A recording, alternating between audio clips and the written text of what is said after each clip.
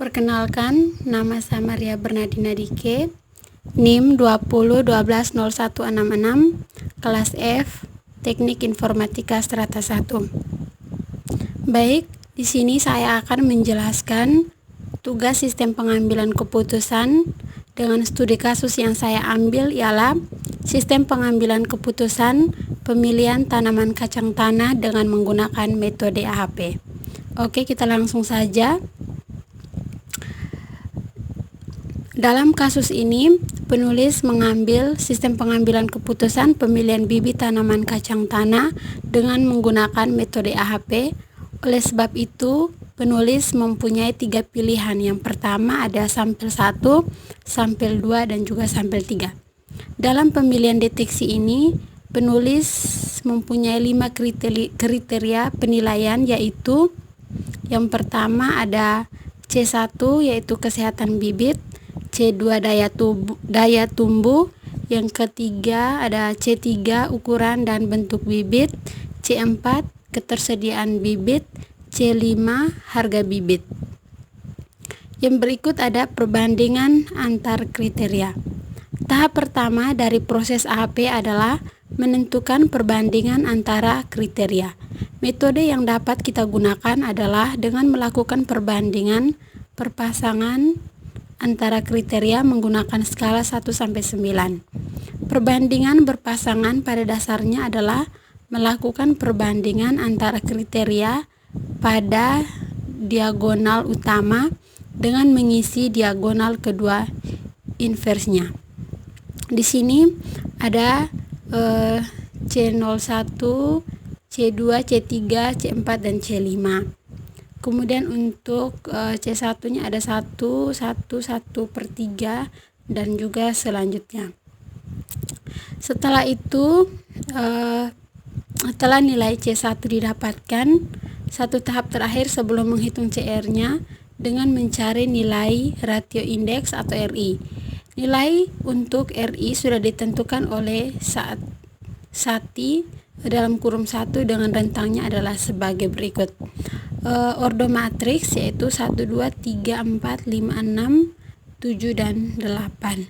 Sedangkan ratio indeksnya di sini ada 00, 0,58, 0,9, 1,12, 1,24, 1,32, dan juga 1,41.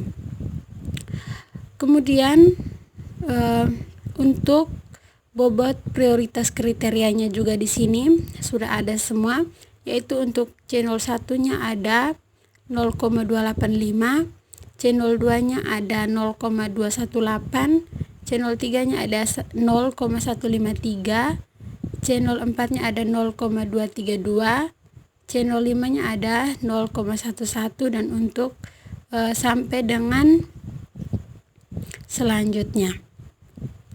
Oke, setelah itu kita akan masuk pada Excel, yaitu di sini kita melakukan perhitungan penentuan bibit tanaman kacang tanah menggunakan metode awal, metode AHP. Jadi untuk metode awalnya di sini untuk alternatif atau kriterianya yaitu saya menggunakan sampel 1, sampel 2, dan sampel 3. Terus untuk kriterianya yaitu ada kesehatan bibit, daya tumbuh, ukuran dan bentuk bibit, ketersediaan bibit, dan juga harga bibit. Untuk kesehatan bibit, untuk sampel 1 ada 2800, kemudian daya tahan tumbuhnya ada 54.000, kemudian ukuran dan bentuk bibitnya ada 45, ketersediaan bibitnya 34, dengan harga bibitnya itu 1. Oke. Kemudian ada namanya pairwise. Jadi di sini kita sudah mencantumkan semuanya, kita akan langsung menjumlahkan.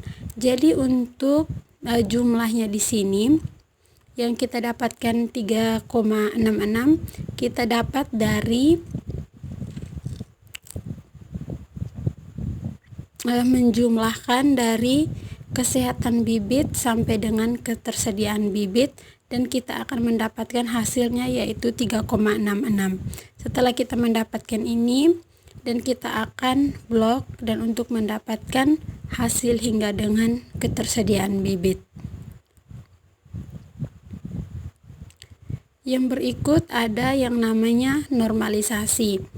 Untuk normalisasi sendiri, di sini saya pakai singkat, yaitu untuk KB-nya itu yaitu kesehatan bibit.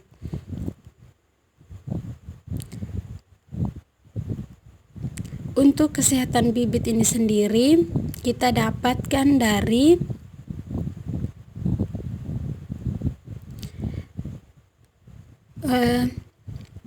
yang di pairwise-nya, yaitu kesehatan bibit 1 dibagi dengan jumlah. Jadi kita akan mendapatkan hasilnya dengan 0,27, yaitu sama. Untuk hasilnya itu sampai di ketersediaan bibit kita lakukan hal yang sama. Kemudian untuk di daya tumbuhnya itu kita juga dapatkan dari daya tumbuh dibagi dengan jumlahnya yang ini. Oke, selanjutnya untuk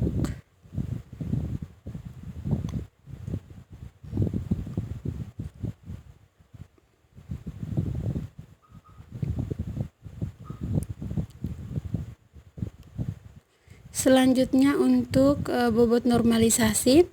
Jadi untuk bobot normalisasi ini sendiri yaitu kita menjumlahkan dari kesehatan bibit, daya tumbuh, ukuran dan bentuk bibit, ketersediaan bibit, yaitu kita menjumlahkan, kita blok ini semua dan kita akan mendapatkan hasilnya seperti ini ya, yaitu 1,4171 dan juga seterusnya. Kemudian untuk konsistensinya itu kita dapat dari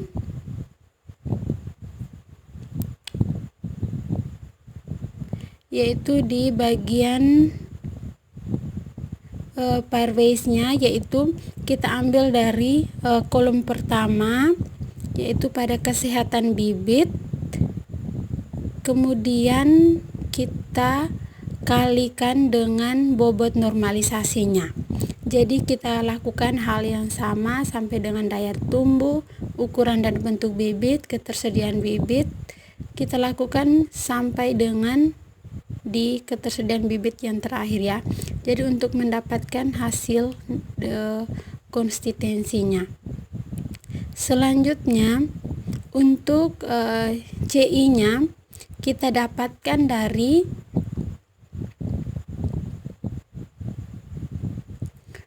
CI-nya yaitu dari konsistensi dibagi dengan bobot normalisasi. Jadi semuanya kita bagi, kemudian kita akan mendapatkan hasilnya 0,54 dan seterusnya.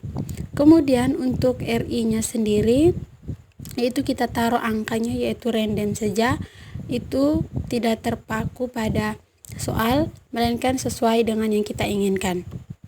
Kemudian untuk CR-nya sendiri kita dapat dari CI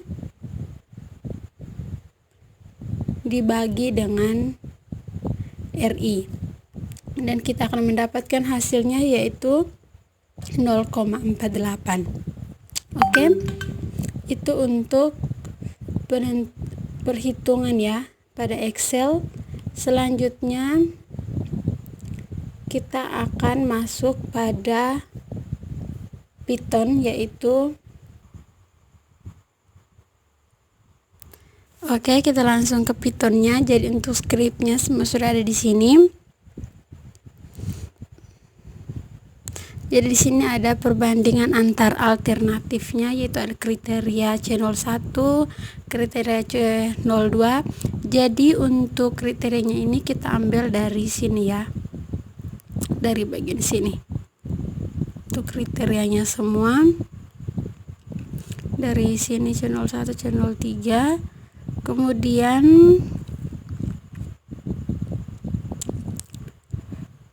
selanjutnya ada yang namanya vektor total untuk semua baris dalam dalam kurun aksi sama dengan 0.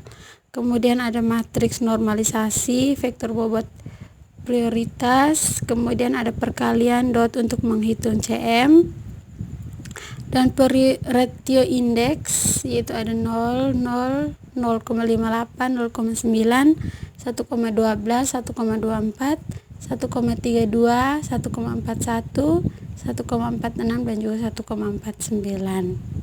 Oke, setelah seperti ini kita akan lanjut menjalankannya untuk melihat hasilnya.